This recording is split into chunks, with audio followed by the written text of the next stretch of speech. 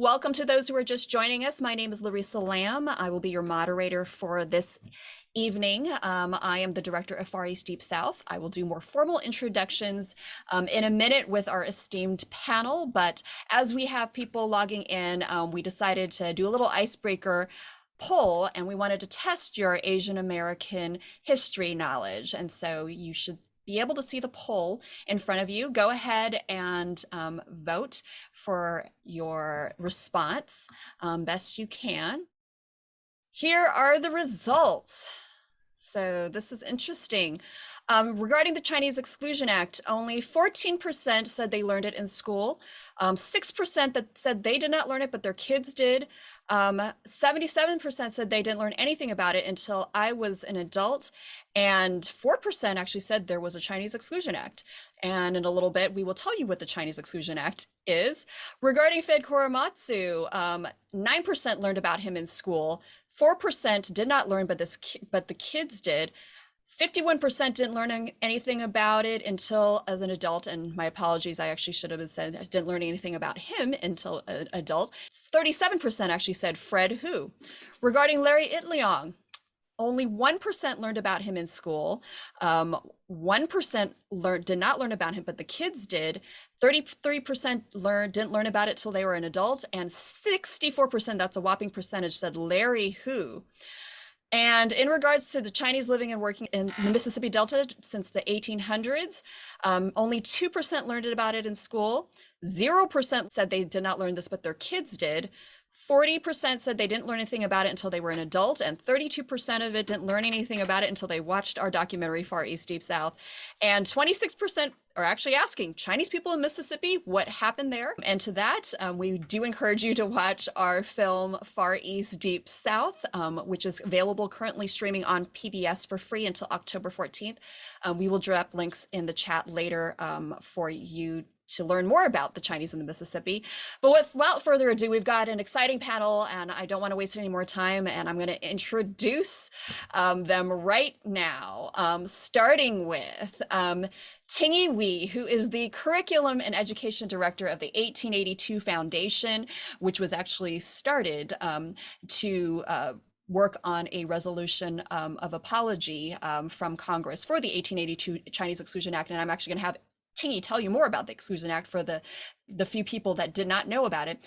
He received his BA in history from Hamilton College and a Master of Arts in Teaching from Brown University. He also taught middle and high school social studies for 20 years and was a high school administrator for another 10 years in Virginia. Along the way, he served in the Peace Corps. He's also been a Fulbright teacher in Scotland. He spent a year teaching in the Dominican Republic, where has Ting-Yi not been?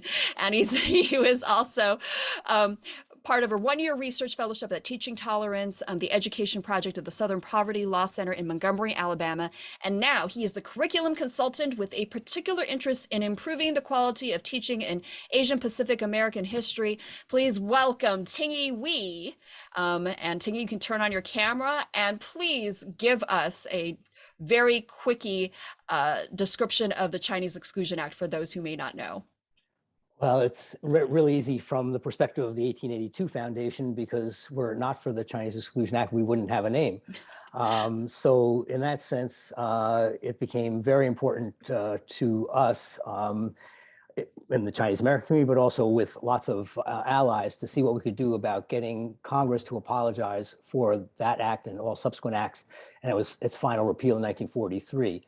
But in a nutshell, to try to keep it brief, in 1882, the United States, in its first and only really banning of a particular group, decided that it didn't want any more Chinese for lots of different reasons that we'll get into, I think, as we're going here. But I think one of the things that's kind of key that is not mentioned in very many of the textbooks or in just the coverage is that not only was it an immigration question of keeping Chinese out, it was also a question of denying them citizenship. And as we go through a lot of this, I think we'll show that not having that citizenship, one of those entry points for really becoming full participants in American life, that really made a huge difference. So that's, I think, enough about the Chinese Exclusion Act. I myself didn't learn about it really until well into adulthood. And it was never really something that I picked up, even in my teaching, as something that I ought to be covering during the course of my teaching. Absolutely. And as we go through this discussion, we're realizing, based on that poll alone, we realize there's such a lack of knowledge in a lot of Asian American history, which is why we're here today. Our film covers it a little bit because we didn't realize what the 1882 Exclusion Act actually did and impacted my husband Baldwin's family. And our next panelist, actually, Dr. Jane Hong, wrote a whole book about the road to repeal of the Chinese Exclusion Act, opening the gates to Asia. So I'm going to introduce Dr. Jane Hong, who's Associate Professor of U.S. History at Occidental College. And she has also appeared in our documentary, Far East, Deep South, commenting on the Chinese Exclusion Act, and as well as the 2 episodes of the Peabody Award-winning PBS docuseries Asian Americans. And she's penned op-eds for the Washington Post and LA Times. And Dr. Hong is currently writing a book about race and evangelical politics for Oxford University Press. Thank you, Jane, for being here. And you get to talk about Fred Korematsu. Hey, everyone, and thanks for having me, Larissa and Baldwin. Fred Korematsu, for those of you who don't know his story, he's one of several Japanese Americans who challenged the constitutionality of Japanese American incarceration during World War II. So he specifically challenged the constitutionality of Executive Order 9066, which is what allowed the federal government to incarcerate over 120,000 Japanese Americans, 2/3 of whom were US-born citizens. Fred Korematsu was himself a US-born citizen, born in California. His case, the Supreme Court actually did uphold, right, Japanese American incarceration, but Fred Korematsu spent the rest of his life challenging that case and fighting for civil rights, not just for Japanese Americans, but for all Americans. And for that, I think, he's one of the few he's one of the few Asian Americans probably to have a day named after him, Fred Korematsu Day. I was just looking up what day it is. It's January 30th. So California has that day to commemorate and to celebrate his life every year. Thank you, Jane. So yeah, a lot of people, today we're talking about bringing Asian American history to schools. We didn't know you were going to get some little mini history lessons along the way. So thank you, Jane. And last but not least, Dr. Russell Jeung. He's a professor of Asian American Studies at San Francisco State University, the author of books and articles on race and religion. He's written Family Sacrifices, Mountain Movers, Home in Exile. Definitely look up his books, as well as Jane Hong's book. And in March 2020, Dr. Jeung co-founded Stop AAPI Hate with Chinese for Affirmative Action and the Asia Pacific Policy and Planning Council. Many of you have now probably heard of that organization, and it tracks the incidence of COVID-19 discrimination to develop policy interventions and long-term solutions to racism. And let me just brag about this. Somebody mentioned in this chat, Russell here has just been named by Time Magazine as one of the top 100 most influential people of 2021 because of his work in founding Stop AAPI Hate. Congratulations, Russell, on that honor. You are a rock star. Thank God we booked you before you were, on Time Magazine, or else you'd be big timing us now. And Russell, you get to explain who Larry Itliong is. Thanks, Larissa. Glad to be here. And to see and join these panelists. Thank you, Baldwin. Larry Itliong is a historic Filipino-American organizer, organizing cannery workers in Alaska, and most known for helping establish the United Farm Workers, along with Cesar Chavez, Dolores Huerta, and Philip Veracruz. And labor organizing is a major part of Asian American history. A lot of our ancestors did that work throughout time. Thanks, Russell, and hopefully this conversation will steer us in a direction that we can get more of these stories of unheralded figures in history from the AAPI community into schools, into our even greater public consciousness. Okay, let's go ahead. Oh, wait, before we dive in, I do want to introduce one more person to show his face. I'm going to introduce the producer and subject of Far East Deep South, and my husband. Oh, here he comes. Baldwin Chiu. Hello, everybody. I am on the other screen right over there, trying to make sure everything works. He's doing some background tech ops, but we will bring him back a little bit more to talk a little bit about some of the things we're doing in schools. But with regards to the last questions, which I answered, your family was in the Mississippi Delta in the late 1800s and 1900s, and certainly we didn't learn about that growing up in school. So that's why we made a movie about your family and what we discovered, and hopefully we'll be able to tell more stories. There's a lot of other stories that need to be told. All right, you can wheel back over there and he'll come back in a bit. I always feel like it's the Weekend Update desk on Saturday Night Live, like when he does that. So this is the advantages of, working from home. All right, let's dive into this this conversation. And there is a Q&A box in our chat. So if you could put your question in the Q&A box, we'll kind of look through them. We are going to have a dedicated time for Q&A, but if there are questions that are related to some of the other topics we're discussing tonight, I will try to weave them in as well. So feel free to use that Q&A box. Okay, so first question. Directed to all of you. How has the lack of learning about AAPI history and experience at an earlier age in school contributed to some of the anti-Asian racism and xenophobia that we're seeing today? Who wants to take this one first? Okay, the man who founded Stop AAPI Hate. Well, I want to get the easier ones in first. So, as you know, a lot of us are experiencing the surge of racism and experiencing it vicariously, sadly. And I think a lot of it, and we've noticed in the Stop AAPI Hate data, over 50% of the incidents, Asians report people say things like, "Go back to China, you effing chink." And people in America perceive us as foreigners, perpetual foreigners, outsiders who don't belong. Because of COVID-19, policies have excluded us, like the Chinese Exclusion Act. And last year, there was the second Chinese Exclusion Act, where Chinese scientists and researchers were banned and migration visas were cut. So I think the lack of knowledge about Asian American history contributes to the racism against Asian Americans, because we're seen as outsiders and foreigners. And people believe that America is a white Christian nation. And since we're neither white and oftentimes not Christian, we don't belong. It's really problematic. We really have to change the narrative of who belongs to America. Yeah, absolutely. Ting-Yi or Jane, you want to chime in with anything else? I'll just add that I think, if there's one word that kind of encapsulates a lot of this, is simply ignorance. Because I think the stereotypes that Russell just alluded to, are born out of ignorance. They don't, and particularly some pockets of the country where they don't know very many Asian Americans, that gets, reinforced. But otherwise, it's the predominant view of, who Asians are or Chinese are, that then the stereotypes become very hurtful, and it's very difficult to overcome. And then it's very easy for different groups, particularly when it's promoted from above or outside, that these things are okay to say. Then you find this kind of violence and rudeness on one end, and the really, really awful, atrocious acts, horrific events on the other extreme. I would add, I think, everything that has been said is 100% true. I think also for Asian American students themselves to not to learn about their own histories, or to learn very minimally about their own histories, I think that also has detrimental consequences for how folks think about themselves and where they belong in this country. Definitely. And that kind of leads me to this next question, which is, in the wake of the pandemic and the rise of this kind of being pushed to the finally kind of in the news a little bit. And I know, all four of us, I think, have spoken a lot of panels, in this past year about this topic.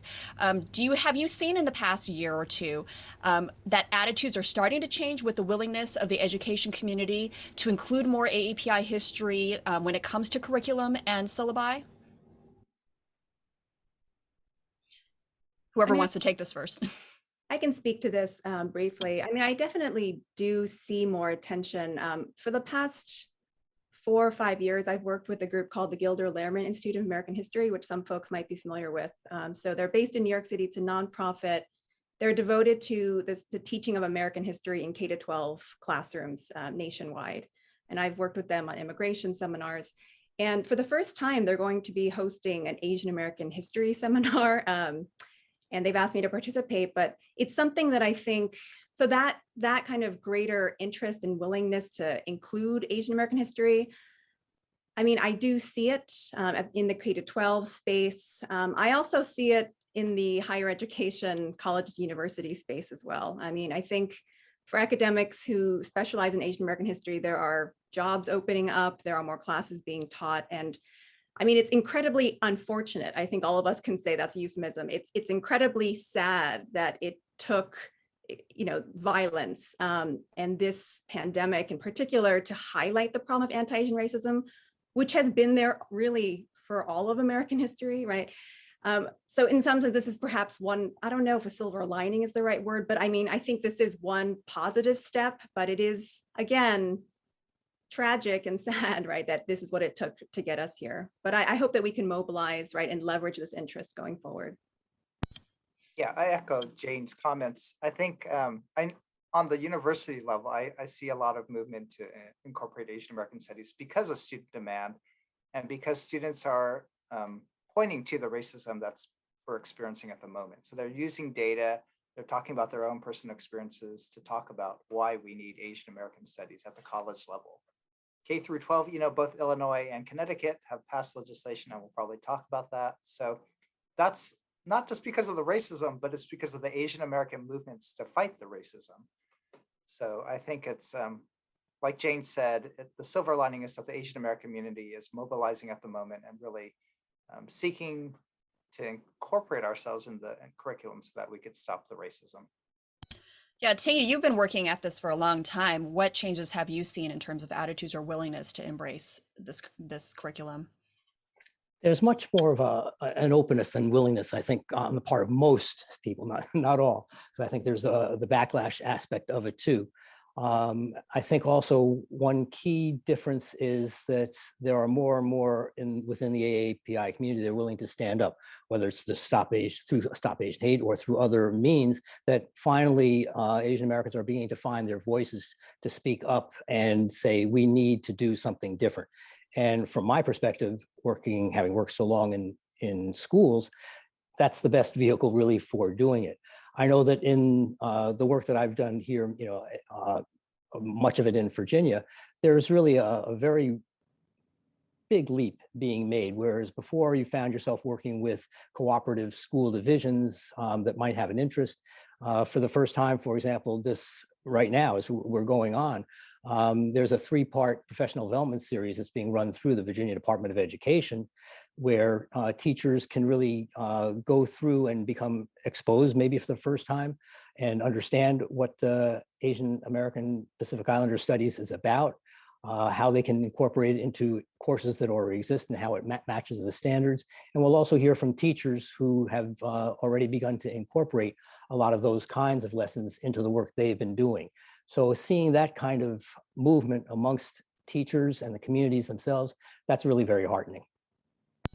Yeah, it's great to see that progress. I know Russell mentioned a couple of the Asian American history bills that got passed in Connecticut, Illinois, and there is a smattering of ethnic studies bills. California had one that got passed. I know Oregon had one as well. Have these bills helped the cause of what we're trying to accomplish? Russell, okay. Yeah, definitely. How has it helped, and do we need more of these, I should say, to continue on that question? People say you can't legislate changes of heart, but you can legislate education, and education can help people unlearn racism and learn to be anti-racist. So I think these requirements that legislation has included are really important, really significant. Not only are they symbolic acts, but they help school districts and mandate school districts to include more curriculum about diverse communities. So in California, at the CSU level, at the community college level, in Illinois and Connecticut, it's really important.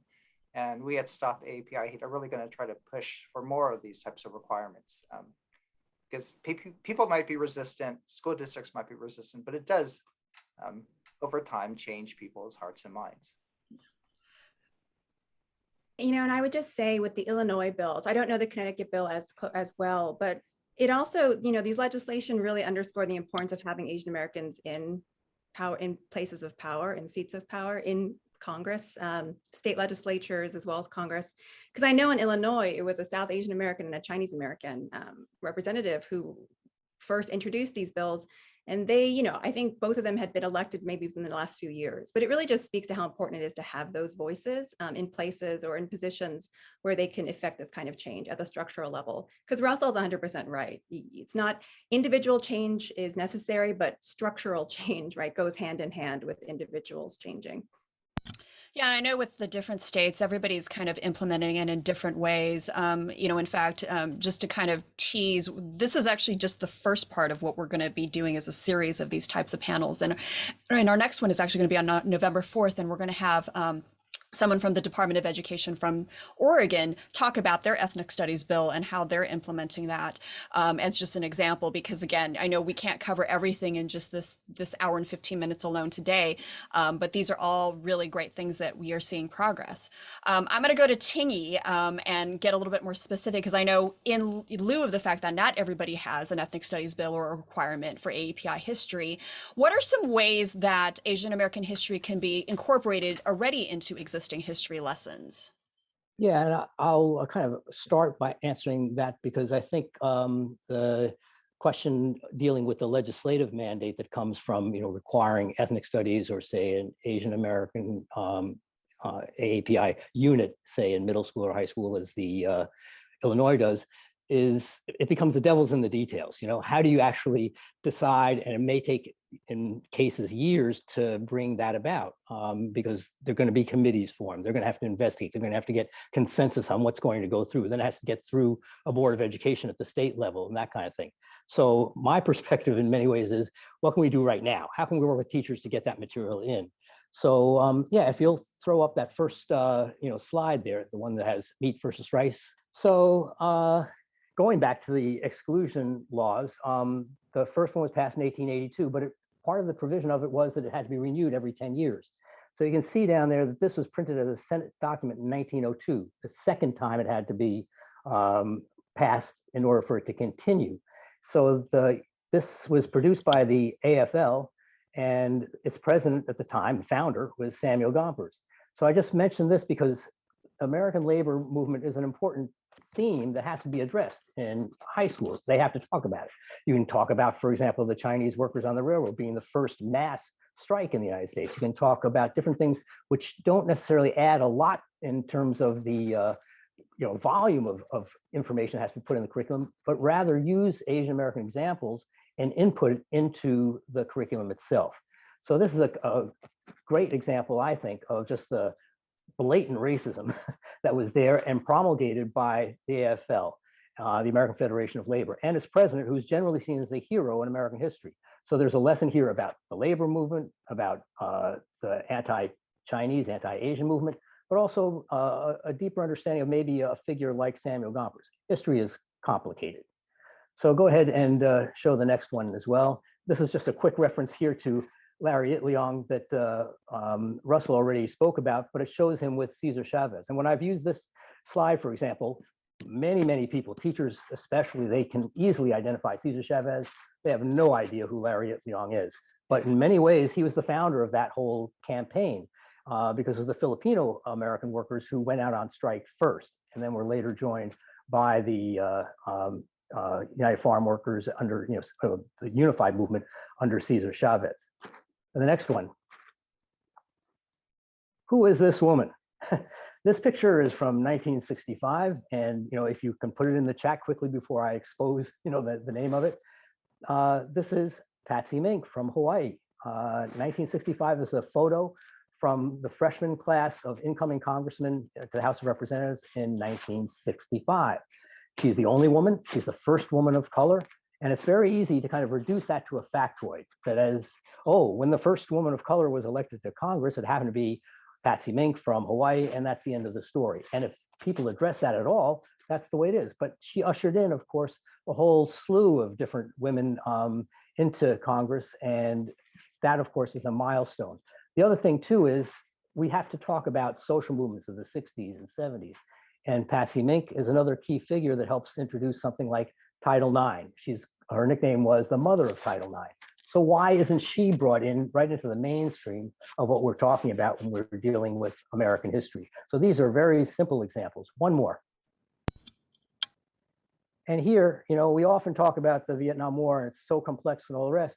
But my suggestion here to a lot of teachers would be, why not start the story with the complexity of it and looking at the Vietnam War memorial that Maya Lin designed. Here's a Chinese American, a different kind of perspective on the war, and we get a whole different kind of monument than the kind of standard equestrian statue of a general on a horse, and all that kind of thing, where you can really get at the depth and the importance of the tough questions that are really behind the Vietnam War. So why not kind of start it with introduction? You don't even have to bring in many things that identify things as strictly Asian American, but it's ways of integrating the story as part of the American story. Because I think one thing that I really want to stress is when we speak about AAPI history, it's not in its own silo. It really is part of the American story, as is Hispanic history, as is Black African American history, as is Native American history. These are all things that need to be as seamlessly as possible woven into the whole narrative of American history. Yeah, amen to that. And certainly, when we did our film Far East Deep South, when we found out about the Chinese and other, other minority groups of color being impacted by Jim Crow laws, we realized it wasn't just a Black issue, even though they were the initial targets, that something like that impacted a whole group of Asians as well. So I'm going to go to Jane to talk a little bit more, continuing this theme of integrating the AAPI narrative. How about on lessons of immigration? How can we include more diverse perspectives, even within the AAPI umbrella? Because I understand sometimes all we learn in school is about Chinese building the railroads and Japanese internment camps. But Chinese Exclusion Act, and someone in our questions actually said it's a bit of a misnomer. Jane, can you expand on that a little bit more? Yeah, no, I did see that question. And I think this kind of speaks to, there are several ways to kind of think about it, but the Chinese Exclusion Act wasn't just important in the sense that it was the first, as Ting-Yi mentioned earlier, the first immigration restriction that targeted a group, a racial or ethnic group by name. So that's one distinction. But the Chinese Exclusion Act of 1882 also in many ways created the immigration gatekeeping state that we see today. So the idea that a country restricts or heavily restricts who can enter it, that was actually a relatively new idea in the 19th century. States tried to do stuff like that, but the federal government, this is really the federal government's first time restricting on a wide scale. So the Chinese Exclusion Act is actually really important, not just to Asian American studies scholars, but it's actually incredibly important to legal scholars, like law professors who study immigration policy. The Chinese exclusion is a milestone in that history, and political historians, legal historians generally, foreign policy folks, everyone talks about the Chinese Exclusion Act because it really had far-reaching consequences. And I think you're right, Larissa, when you think about the Exclusion Act, it doesn't just impact Chinese. In my research, what I really look at is how the exclusions that targeted Chinese were expanded to basically encompass all Asians by 1924. And in fact, historians like Mei Nai basically argue that the very term Asiatic, that even the idea of who is Asian, that racial category was actually created by immigration laws. So immigration laws that excluded people from Asia created the category of Asiatic as a category of exclusion. So the argument is the laws helped racialize Asians as unable to be assimilated, as un-American, as foreign somehow. And the argument is that these kinds of racial ideas that began in the late 1800s, early 1900s have basically continued to morph and develop, and they remain with us today. So, when, as Russell mentioned earlier, when folks are being told to go back to China, right, that very idea, the racialization of Asian Americans, even folks who are like fourth and fifth generation. I think Russell's like fifth generation. Am I right about that? Yeah. So it's like that very idea actually in many ways took root in the law and in laws that were passed like more than 100 years ago. And, generally speaking, just about immigration and how it's really a great entry point for teaching about Asian American history and AAPI history generally. Asian American, that category, I think folks probably have heard these discussions before, but I mean, AAPI, Asian American, these are huge categories. Asian American encompasses over it, right? 30 distinct ethnic linguistic groups. AAPI is over 50 distinct ethnic linguistic groups. But the thing that I think can bind a lot of these groups together is there are distinct immigration experiences. And, you know, if you take immigration as the entry point, I focus on law policy in my research. And my first book looks at the Chinese, the Asian exclusion laws and how they get repealed. But even if you think about kind of Asian Americans over time, before 1965, the majority of Asian Americans in this country were Japanese, Chinese, and Filipino. Those are the three largest groups before 1965. But that dramatically changes after 65 because of the 65 Immigration Act, under which my own parents came from South Korea in 1975. So you have huge numbers of Chinese, Koreans, Filipinos, Southeast Asians. So after 65, so it's a 65 Immigration Act, but it's also the refugee migrations that followed the Vietnam War and wars in Southeast Asia, where you have large numbers of Cambodian, Laotian, Hmong, and Vietnamese entering the United States. And so, migration is, I think, something that a lot of folks, whether you're Asian American or not, can relate to. But I think, using immigration as this kind of entry point can be really useful, I think for K-12 students in particular. And it can also kind of thinking about immigration over time, immigration policies over time, can also allow, I think, us as educators to include, right, a broader swath of who is Asian American, because Asian Americans are not just, right, we're not just East Asian American, we're not just, right, one group, but it's a very diverse group of folks, and people are still coming in today, right? So it's an ongoing story as well. Yeah, and that's a great distinction to share, is that those waves of immigration, and you mentioned Russell's fifth generation, and we are all not the same. We are all not a bunch of new immigrants coming to this country of Asian, who are of Asian descent. Thank you for laying that out so well, Jane. Russell, you've done a lot of research and collecting a lot of data, especially in this last couple years during the pandemic. Now I know you're moving into addressing K through 12 education in order to stop AAPI hate. Can you talk a little bit more about that? Sure. So we want to address racism and get at the roots of it. We want to develop long-term solutions. And rather than doing hate crime enforcement, which is sort of like the Band-Aid solution when someone's already committed a crime, we want to prevent it. And so we really do think ethnic studies, teaching Asian American history is that preventative measure to help people understand why groups are here, like Jane talked about our migration experiences, why people are treated differently and badly, and how that gets institutionalized. So all these things are what we at Stop AAPI Hate want to do. We want to address educational equity issues, why Asian Americans are invisible, why Asian Americans are left out, why we're not in the textbooks. So to really institutionalize ethnic studies, there's three things you really need to do. You need to require it, right? Or else it won't be taught. You need to develop the curriculum. You have to develop the content so teachers have something to use, textbooks, movies, multimedia. And then you have to have teacher training. Like Ting-Yi said, the devil's in the details. And if you have teachers who know nothing about Asian American history teaching it, they could teach whatever they want, really random, perhaps even racist perspectives. So we're going to try to address educational equity by promoting ethnic studies and trying to do it both the requiring and the implementation of it. Yeah, absolutely. And I know there's a lot of different organizations that are all trying to, work together to make that happen in different states. So we'll definitely, have you keep us posted as that progress gets made.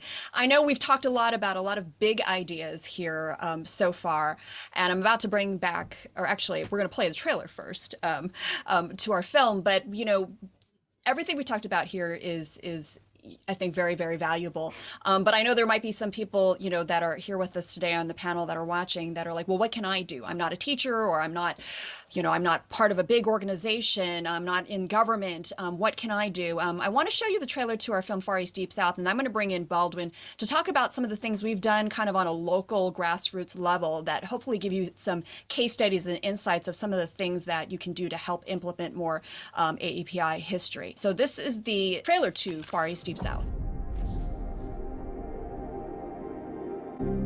Growing up, it was always kind of a mystery about my dad and his side of the family.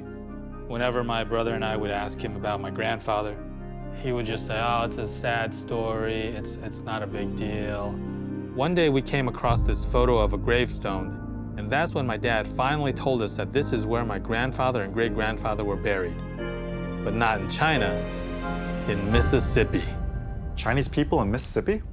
What happened there? I actually don't know where we're going and where we're going. Last thing I thought I'd ever find in Mississippi was a Chinese museum. I guess there was more than just my grandfather and my great-grandfather. When the Chinese first came to the Delta, they were treated like we were. Everything was very segregated. I mean, it was black, white. We were just really in the middle. I had to attend a segregated one-room schoolhouse. Growing up, I read about segregation, and I thought that it only affected the black community. I just didn't really think that it happened to the Chinese too.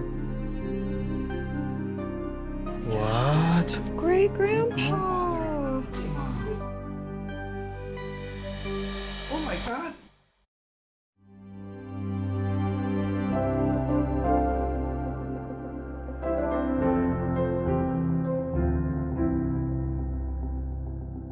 I knew all your family.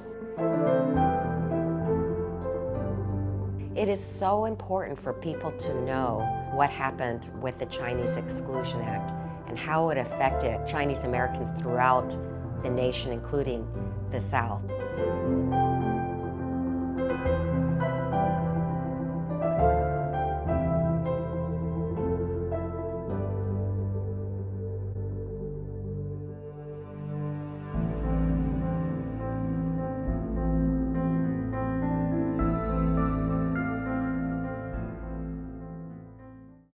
And as you can see, Jason, on the trailer, there's a lot of intersections of current history that we learn, such as the American South and that of segregation. And I'm going to have Baldwin Chiu, the producer and family subject, wheel back in. He is my husband, in case you didn't know, for those of you who were not here earlier.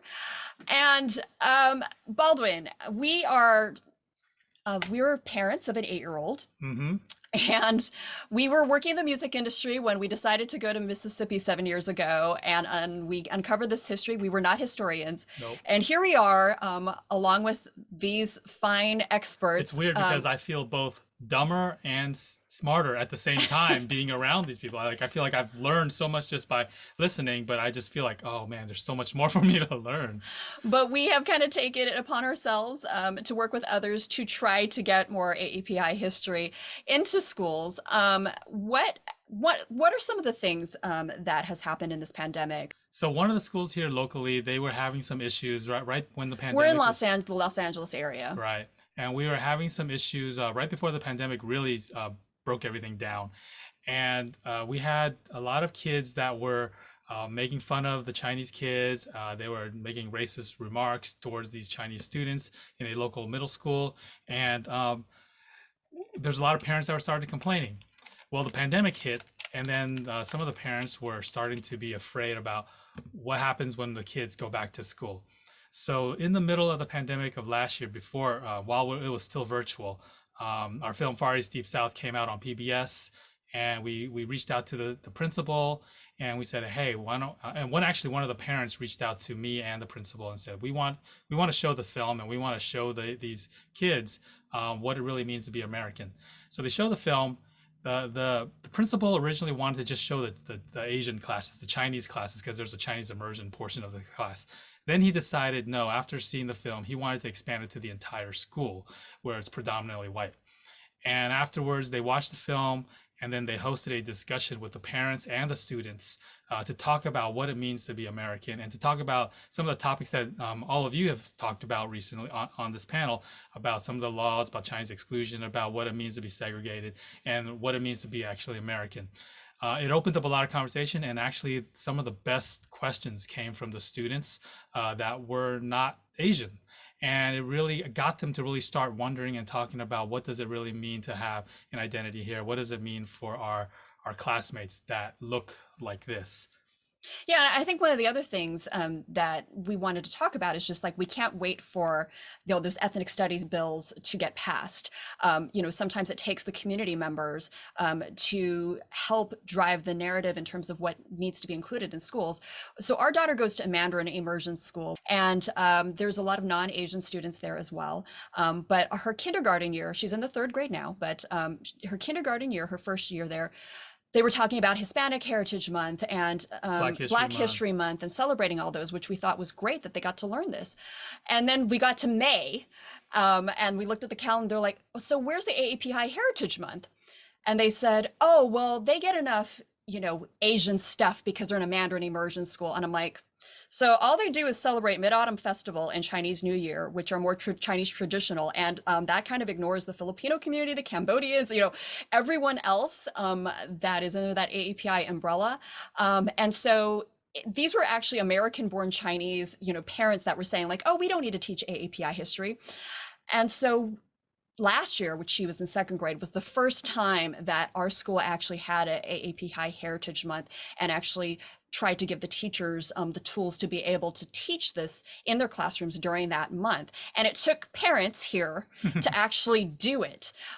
So those of you who are out there that are parents or no parents, know that, you know, you're not helpless in trying to change the tide. It does take involvement, but these are things that can be implemented. And lastly, before we get back to some questions for the panel, the other thing that we introduced was something called the First Class Initiative. But we realize a lot of schools, and I know there's teachers here watching, that have been underfunded or don't have the resources to bring in new materials like films like ours.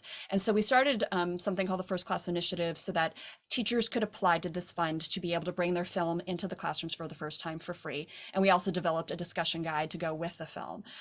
So these are all ways that we, as just lay people who were not professional historians, but we're professional Asian Americans. I think we learned that from Russell. That was from Russell had said he was a professional Asian American, and we have taken up that mantle as well.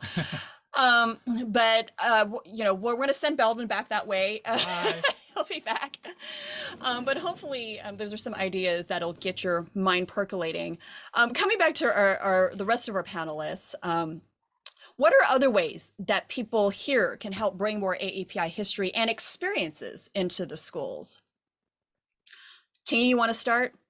Yeah, I was just struck by some of the things that you know, you and Baldwin were just talking about. And one of the key things, of course, that you're doing is you're using film, one of the arts, to try to get at, you know, trying to express yourself and trying to get at that whole question of what it means to be American. And I think that's really important when we're looking at the K through 12, you know, population, is how can we reach them, get them to express themselves. I'm working with a colleague here in Virginia.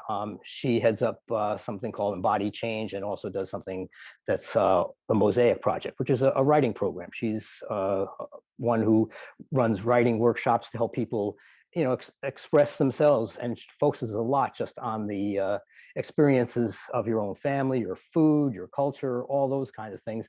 And she does it, at least with the group that I've been, you know, writing with, from an Asian American perspective. So there are ways to really draw out young people and give them ways to appreciate their own past, ways that they can express themselves in ways that teachers, you know, may not have heard before. So I think that's really important. So it can be through poetry, it can be through writing.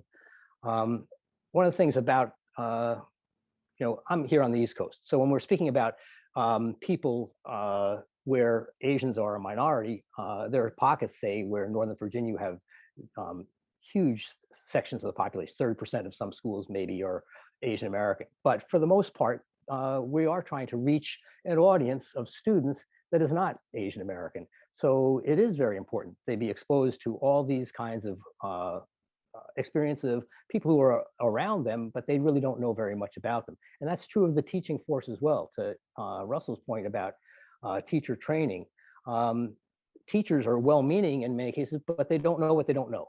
And I think that's sort of a key point to make, that with the content that's out there, we, as I think Asian American professionals, need to help distill some of that information. How do you bring it to something that is understandable to a population that frankly doesn't know a whole lot about Asian American background and history, and also allow them to become discoverers and learners in that process, so they don't feel they have to know everything about it, but how can they help guide their students to learn about certain things?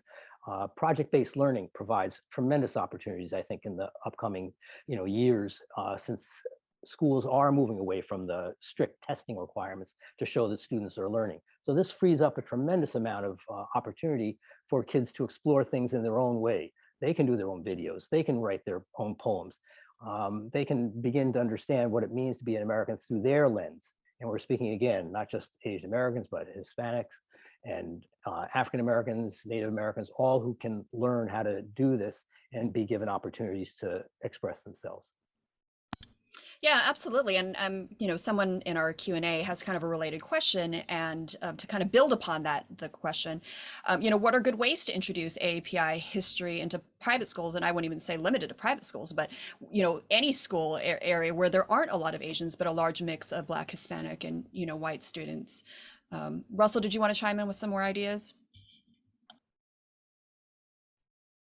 Actually, Asian American parents and families could really build off the Black Lives Matter movement. I know Stop AAPI Hate has really benefited from the Black Lives movement, in that people are beginning to recognize there's structural injustices, that there's major disparities. And again, one of the ways we can combat it is through education. I think other ways, like at independent schools, parents have a lot of influence because they're paying the fees and the tuition. So parent groups, a lot of independent schools have diversity, equity, and inclusion committees. And I think that's the means by which Asian American parents have advocated for more ethnic studies. I think, another way that I've seen actually work at the school board level is maybe not to require ethnic studies or Asian American studies, but to pass a resolution sponsoring it.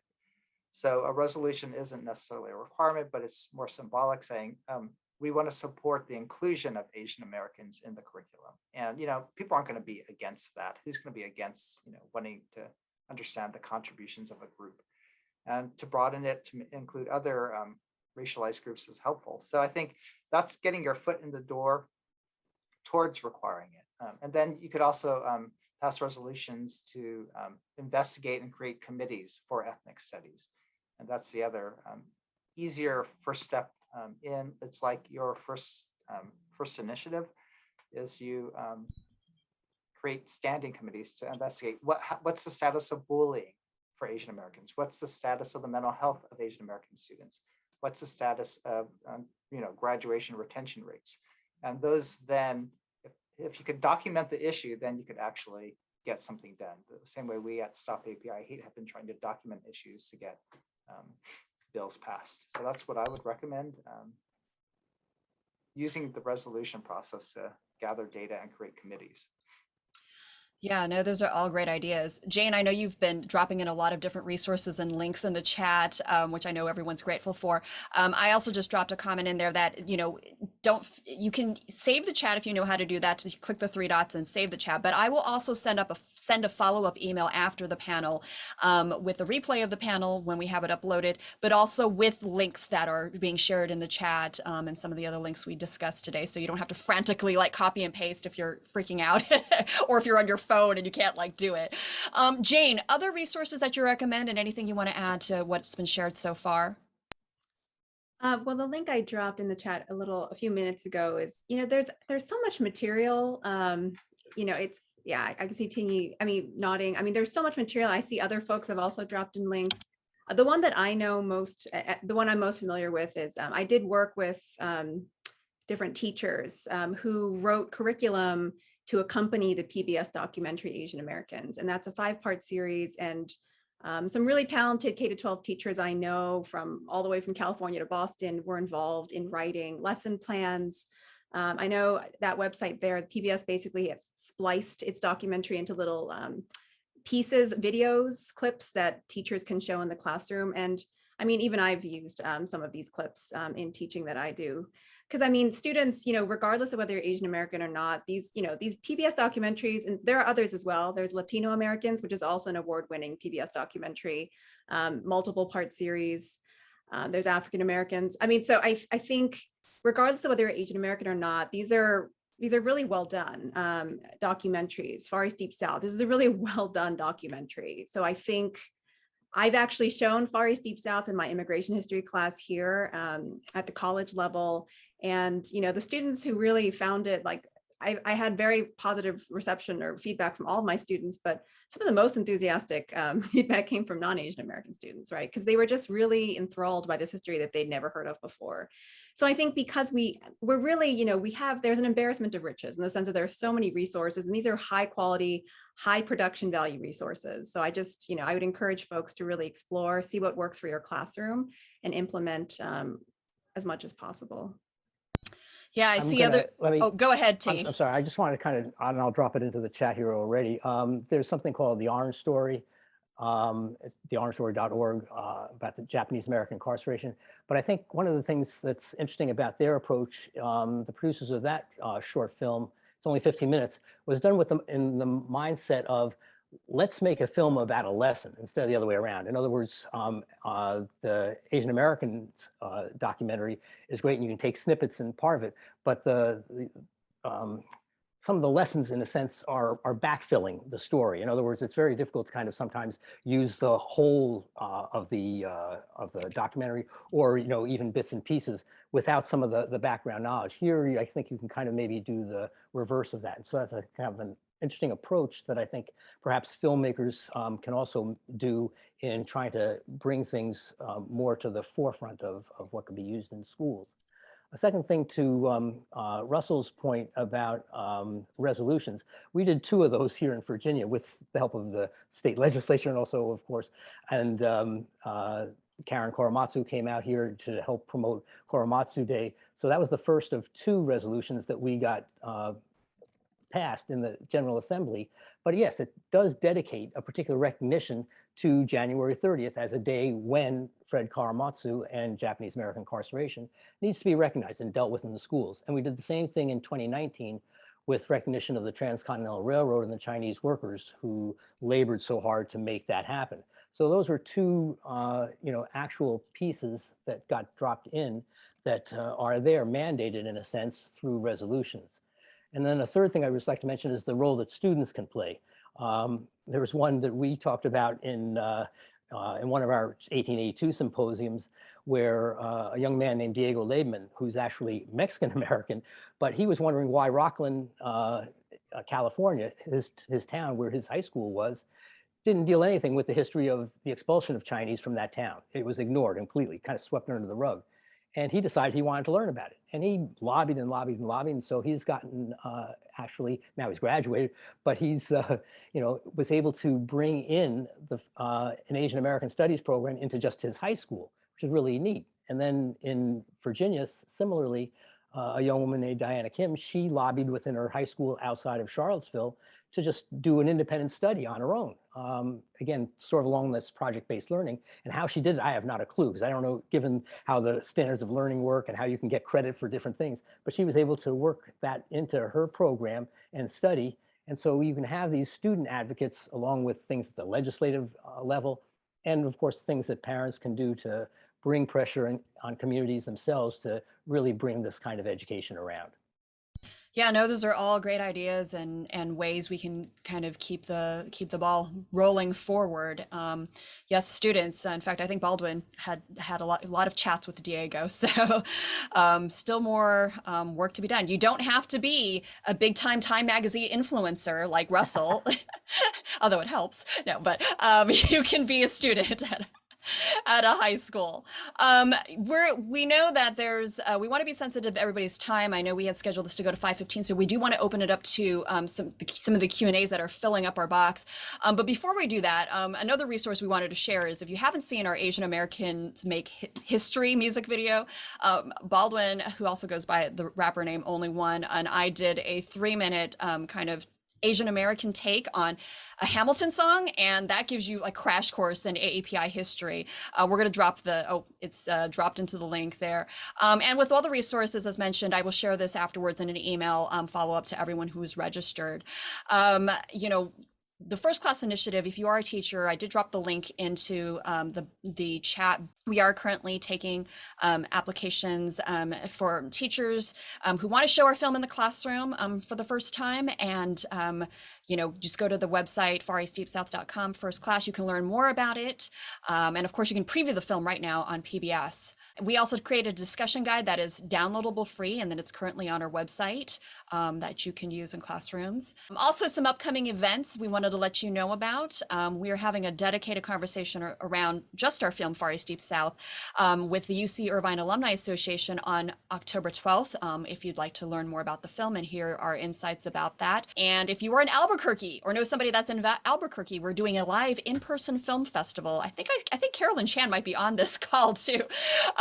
Who is part of the Chinese American Citizens Alliance Albuquerque chapter. They are putting on a Chinese American Film Festival on October 16th that Far East Deep South will be part of, and we're going to be doing a panel on race as well. Lastly, if you liked this conversation, I know it's been flying by, please join us again on November 4th, where we have a conversation with the new panelists working with allies to bring Asian American history to schools, because there's a lot of work to be done. Now I'm going to open up to some Q&As. Here's one. The AAPI is diverse and large. How can educators do a better job covering this diverse group? I know we heard some ideas. Anybody want to chime in with some more ways and you know how we can effectively cover more groups that are under that umbrella? Yeah, you know, I'd just like to start. You know, Asian America should be consider itself a brown community. A third are South Asians, a third are Southeast Asians, and a lot of us East Asians are tan. So I think we need to incorporate the diversity of our community as a racial group. I think that includes, like Jane said, you know, we could look at our groups in terms of our migration. We could talk about it in terms of our movements, resisting racism. We could look at us in terms of our labor and our work, our intersectional gendered experiences. So I think there's a lot of ways we could look at groups through different themes. And in that way, you could include a lot of different groups and see both the similarities and the differences. Ting-Yi, were you going to add something? You know, I just kind of another thought too that comes along the idea of immigration that Jane was talking about. In world history classes, for example, human migration is a major theme, and it's becoming more that way, and world geography courses as well. So it's not just even in American history. There are other ways where you can bring this kind of thing in. And that's, I think, also a way to kind of, particularly in the post-1965 world that, you know, Jane was talking about, there's so many different Asian Americans that really make up this population that showing what's happened, you know, internationally and what's prompted some of these movements, be it war or famine or other kinds of events that play into the human experience, and show that how that's affected the kinds of things that have happened here in this country. That's an important way also to get at some of this.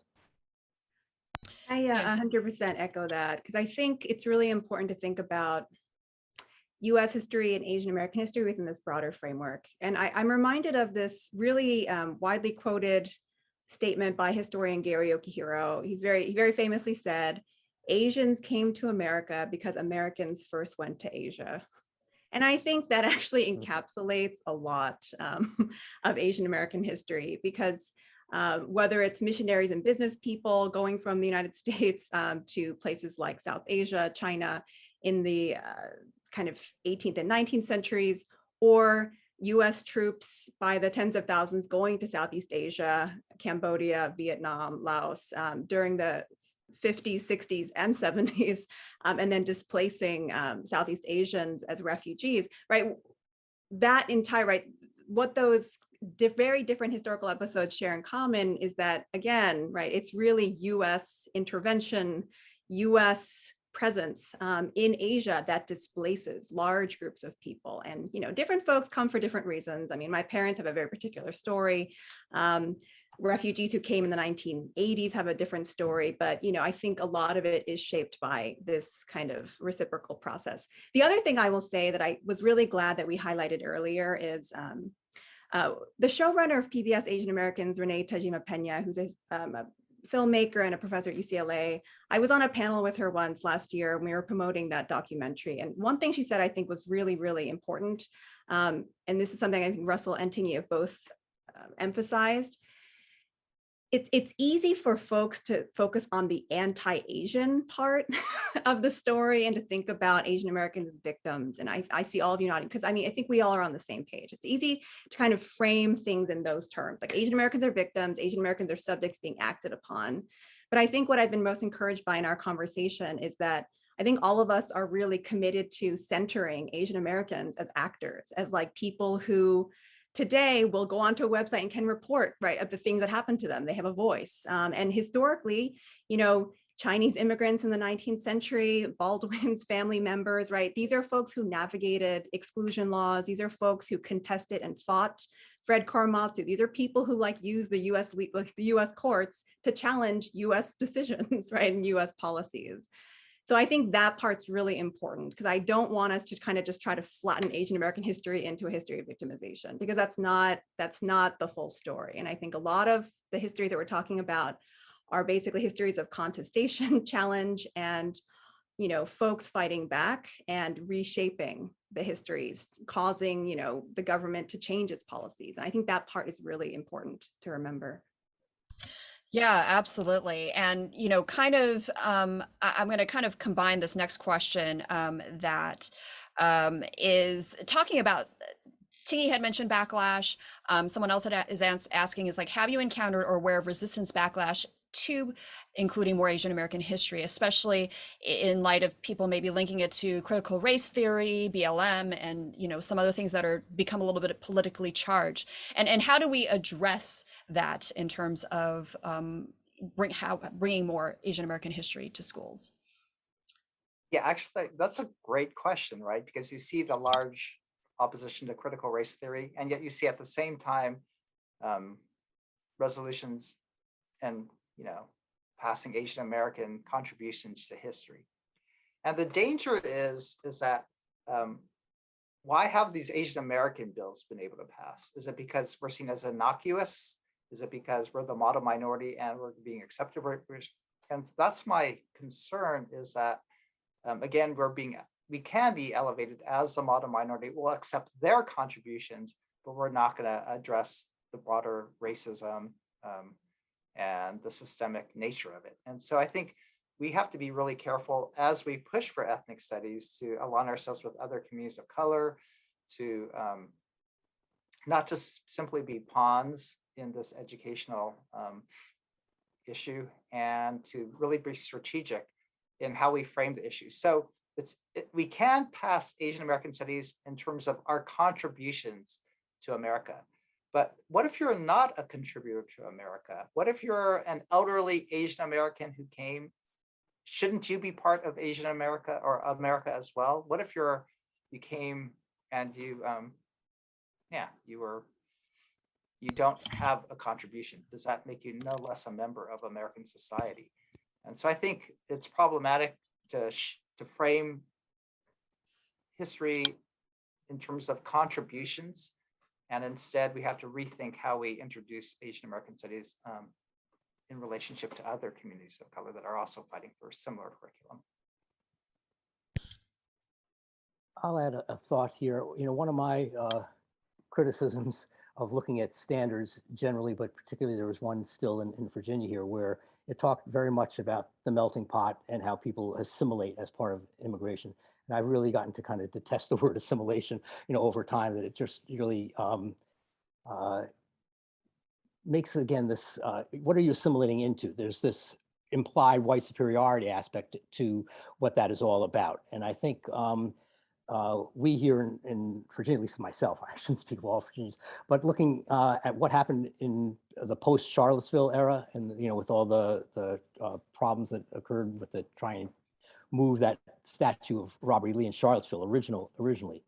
And out of that came really a resolution and a study to incorporate a different perspective, in many ways along the lines of the 1619 project, and bring that into Virginia.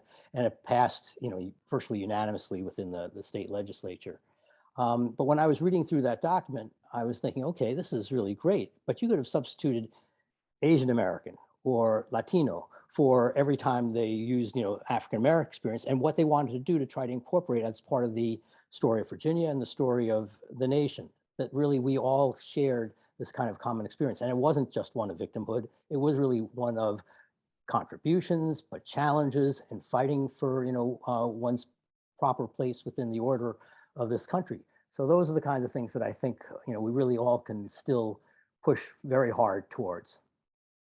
Yeah, I think there's a question here, if I understand this question. Someone here is mentioning, when I hear about February as Black History Month, I feel excluded as an Asian American. Is this an attempt to, in the attempt to affirm US's racial and ethnic diversity, does it unintentionally become discriminatory? And what can we do to bring more public acknowledgement of Asian presence in American society? It's a little related, I think, in terms of whether it's, backlash, but also wanting to show a bigger presence in American society. How would you address this person who feels, maybe a little left out? I mean, I think, we do have AAPI Heritage Month in May. I think, and this goes back to a point that Russell raised earlier. When I think about even the term Asian American, and its roots in the Asian American movement of the late 1960s, which really is what created the department that Russell is in, the Department of Asian American Studies at San Francisco State College, now university. When I think about those protests in the 60s that created ethnic studies in California, I think one of the main kind of beliefs of the folks who were in that movement, so it wasn't just Asian Americans, it was Asian Americans, Black Americans, Indigenous Americans, Latinx Americans. For them, it was about kind of a people of color, a kind of solidarity among people of color, and and that's what really drove the Third World Liberation Front that fought for ethnic studies. And I'm from the East Coast, I'm from New Jersey, and I went to schools in the Northeast my entire life. I grew up in New Jersey, went to college, grad school, all in the Northeast. I understand what life is like outside of California. I live in LA now, but it's a different terrain. So I understand what Ting-Yi is talking about 100%, right? It's Asian Americans really, you feel very much more like a minority than you might in a place like Los Angeles or Oakland or San Francisco. But I think, one way of bringing folks in, right, and kind of investing them in Asian American history, AAPI histories, is precisely to emphasize the racial solidarities. So rather than thinking about, another month, dedicated to another group as being antithetical perhaps, or, oppositional to Asian American interests, to think about how we can create solidarity. I think this is what Russell and Ting-Yi were both trying to get. I think this is what we've all been trying to get at. Like, how do we kind of foster a greater sense of solidarity? And I know that's challenging. And I know that there are historical kind of tensions, right? And this, I'm in LA right now, so I understand that. But acknowledging those tensions, acknowledging that contested history, and then kind of building on that to build solidarity, I think that's the winning strategy for all of us, right? Because, right, divided, right, united we stand, divided we fall. I think that's very much true with the fight for ethnic studies. Yeah, and certainly, one of the reasons we made the film that we made with Far East Deep South is that most people didn't know about that interconnected shared history between the Black community and the Chinese, and particularly in the Mississippi Delta. And that could be a lesson. Despite those dark times, there was a very symbiotic relationship that most people were not aware of, and a very positive relationship that the older generation recalls that maybe the younger generation lacks that knowledge, because they are, they've only seen the tension, in current times. I'm going to do one last question, because I know Russell needs to go pick up his kid. I have to go pick up my kid as well. Some of you have to pick up kids and feed kids on here. But this is a question kind of to all of you. What can we do to prepare teachers more about teaching? You guys alluded to it a little bit, but what other things can we do to do a better job of preparing teachers to teach this? I'll start. I think rather than even looking at how we mandate, say, Asian American studies or ethnic studies for students, really it becomes almost a question of how do we mandate that for teachers? Because they're the ones who are going to carry out this mission to get it to the students. So I think that's maybe one kind of step in this process. And I'll just kind of throw in one, little caution that I have about, ethnic studies, and that is the danger perhaps of putting into silos a lot of these different, studies, so that some teachers may see it as a way to avoid, having to, worry about that because some other teacher is going to take care of it. I don't really have to know it. And I think that would be a way of undermining, I think, all the kind of things that we've been talking about. So I think we have to be very careful in how we craft a lot of these kinds of programs, whether they come through legislatively or organically through a school system in one form or another, to make sure that really a fuller story of Asian American life really comes through as it should for all Americans.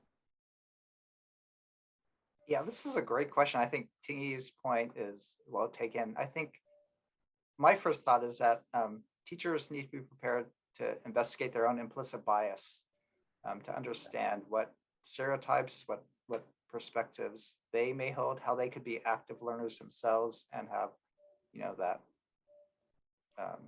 curiosity to learn about students who are different from themselves, and to be also aware of power dynamics between groups. And so for me, it's understanding racial privilege, racial disadvantages, and how certain groups are privileged and structured to be more marginalized. Last thoughts, Jane, on this as well? Well, I mean, this might replicate some of what you're going to say, but I'm just glad folks are tuning in, because I know that there's a lot of interest. And I also understand that for a lot of teachers who are navigating these questions for the first time, they're not sure where to start. So I really hope folks feel encouraged to know that there are so many resources out there. And I know it can be a challenge to implement those resources, but I hope that teachers are able to connect with the programs that you, Larissa and Baldwin, are setting up, and also other programs that are already, right, the 1882 Foundation. So there's so much out there. I just really encourage, well, first, I'm glad and I'm really encouraged as someone who specializes and spends like all of my time writing about these histories that most people don't know about. I'm really encouraged to see so many folks here. And I really just encourage you to kind of see what is possible in your classroom. And I really encourage you, to run with it. Yeah, well, and with that, I want to thank all our panelists, Ting-Yi Oei, Russell Jeung, Jane Hong, for their time today and their insights, which was so valuable. And thank you for all of you who have attended and participated. There's so many great resources that you all shared with one another, which is also important that as a community that we pull together our resources to help one another. And again, as I mentioned, I will kind of cull together all the resources that were shared and try to sum it up in an email after the fact. Thank you so much for attending tonight, and definitely save the date for November 4th for this continuing conversation about how we can work with allies to bring Asian American history to schools. Any last words, Baldwin? Thank you for helping with the tech side. Is he going to wheel back in? He's going to wheel back in. Thank Here we you. go. And don't forget to love you all. watch Far East, Deep South in his story. Check out all the books written by Russell. And of course, Jane's book, Opening the Gates to Asia. Oh, I know somebody asked, Jane, when's your new book coming out? I know you're working on it right now. It'll be a few years, but I will keep you all posted. I'm writing it right now. And Ting-Yi and the 1882 Foundation, they actually host a regular series called Talk Story that talks about a lot of different subjects, especially with the Asian diaspora here in America, and even sometimes touches around the world. So check that out. Good night, everyone. Bye-bye. Bye.